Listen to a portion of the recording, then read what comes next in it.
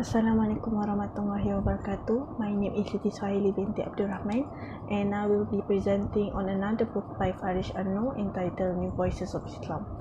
This book contains the overview of the intellectual and political concern or challenges faced by Muslim intellectual and Muslim society in general. A little bit summary of the book. This book contains the 6 interviews that were conducted by Farish Noor during a 3-day workshop initiated by the ISIM, International Institute Study of Islam in Modern World, back in April year 2000. This book addresses the most current issues and concern of the Muslim societies, as well as the challenges faced by Muslim intellectual these days. Some of the Muslim intellectuals that were interviewed by Farish Noor are Abdul Naim, Abdul Karim Suruj, Ibrahim Musa, Nur Sharif Majid, Chandra Muzaffar, and Ashkar Ali Engineer. In the introduction part of this book, Farish Noor gave a few words about the background of the Muslim intellectuals that he interviewed. Most of them share the same painful realities faced by many Muslim intellectuals these days, where they were routinely hounded, persecuted, forced to live in exile, and even drawn into political conflicts. And none of these modern Muslim intellectuals have lived in ease and content or a luxurious life, and they are the ones who have forced both Muslim and Western society to look at each other and revise some of their most basic assumptions and beliefs to in order to coexist in peace and solidarity. The interview that I will be focusing on for this presentation is an interview with Professor Abdul Naim, who is a Muslim intellectual from Sudan, who is also the Charles Howard Chandler Professor of Law in Emory University School of Law. He is also the author of a book entitled Toward an Islamic Reformation, and his main interests are constitutionalism in Islamic and African countries, secularism, and Islamic and politics. The first thing that was talked about in this interview is the concept of human right based on the view of Abdul Naim. So Abdul Naim mentioned in his book Toward an Islamic Reformation about the need for the evaluation and reinterpretation of Sharia. He emphasized on the Islamic approach and understanding to the question of human right. So his view on human right is that it is not a concept that is originated from or related to the history and culture of Western society, and he also believed that the concept of human right is a universal concern that has existed long before the Universal Declaration of Human Rights was declared. So basically, he rejects the fact that the notion of human right is associated to the history and culture of the West, and he also rejects the claim that Islam invented the concept of human right. The issue in the Muslim society these days about the concept of human right is that they have not been taking the question of human rights seriously. Some of the ulama and the Muslim society have been unable and unwilling to embrace the debate about human right, which causing the concept of human right to be dominated by external factors and agents such as the Western society. In this interview, Professor Abdul Naim talks about the human right dependency.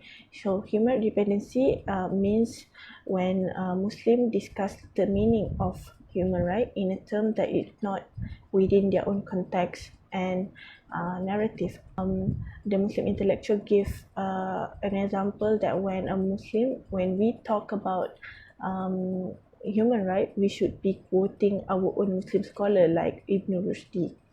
However, some of the problem these days is that we have not been quoting our own Muslim scholar, but we quote people like Karl Marx. He believed that Muslims should break away from this kind of concept that he called as human right dependency. Another thing is that he wants us to note that he objects the way that Muslim intellectuals reject the notion of human right, so solely on the excuse that it is un-Islamic and it is against the values of Islam. If Muslim intellectuals want to reject the notion of human right, they should also reject the concept of nation state and the invention of Western society altogether.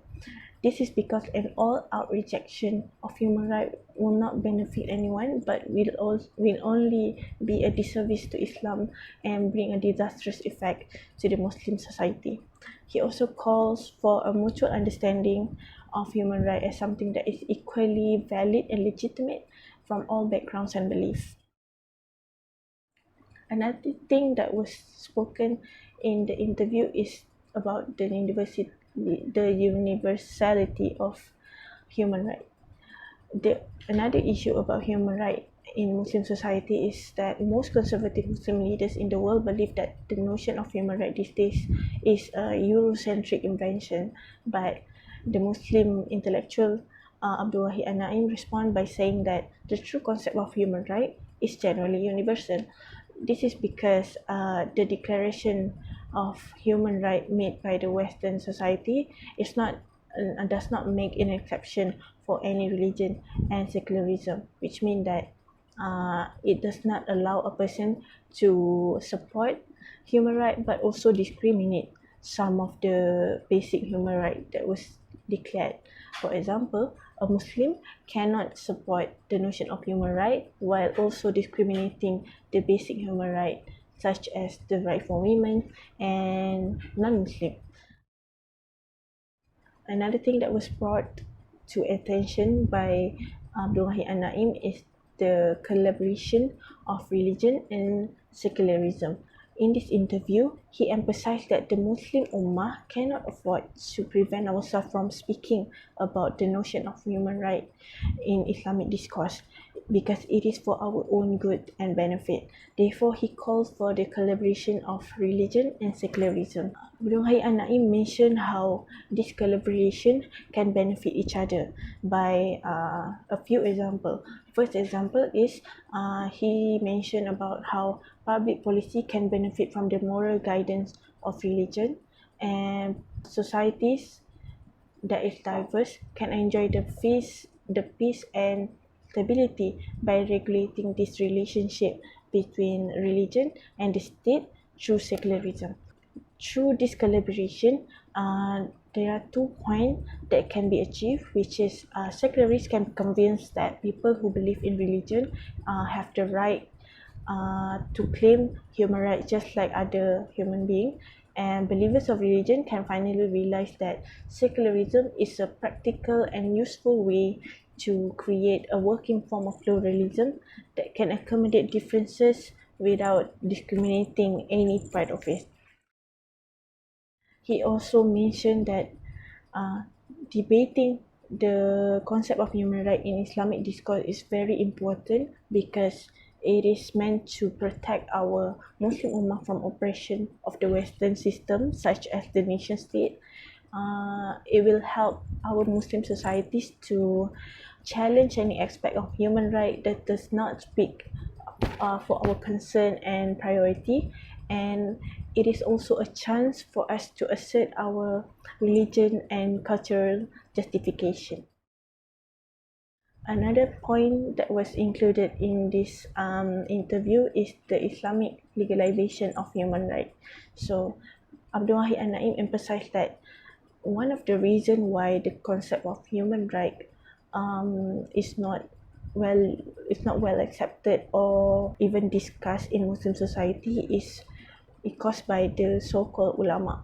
The Islamic legalization of human rights can help this case. But first, we have to understand why Abdul An-Naim said that Muslim ulama is the cause for this problem. This is because they have been given too much authority by the Muslim intellectual and political leaders. This has caused for Islamic discourse to be not as radically democratic as it should be. And because they are incapable of appreciating the nature of human rights discourse, and they have created a false impression that the concept of human rights is alien for the Muslim society. Back to the title of this interview, there is nothing magical about the concept of human rights. Abdul and point out about how Western often turn the concept of human right into something magical, like a fetish that somehow can justify all the human right violation they have done until today. But they are not the only issue. Muslim also is a part of the problem because we reject the notion of human right, like it's a concept that would affect our faith and the value of Islam. So how does Islamic legislation of human right can help this case is by helping us to expand and sustain the space of freedom of opinion and expression in Islamic discourse. When this right of expression is safe and is expanded and sustained, it allows Muslims to address all the current issues and immediate concern that we have about our society. For the conclusion of this interview, Abdul and spoke about the solution for all the problem that he mentioned in the previous point. The first solution is we must challenge the group that abuse their power to achieve their objective. Like people who use their power, such as the ulama, they have been using their power to exclude some people's voice of concern. This is not acceptable, and it is against the ideal concept of Islamic discourse. Another solution that he mentioned is to solve the common confusion between Islam and Sharia. Muslim intellectual must put an effort to bring awareness about the true concept of Islam and how Islam and secularism can collaborate to achieve one same goal, that is peace and solidarity. And another solution that he mentioned is to stop blaming external forces for our own problem. Abdul and Naim mentioned that we as a Muslim cannot continue to blame other external factors for our problem when we are the ones who continue to seek for their help when we have any problems. Last but not least is that the solution for this problem is to rely on ourselves to gradually diminish the human right dependency that was mentioned before.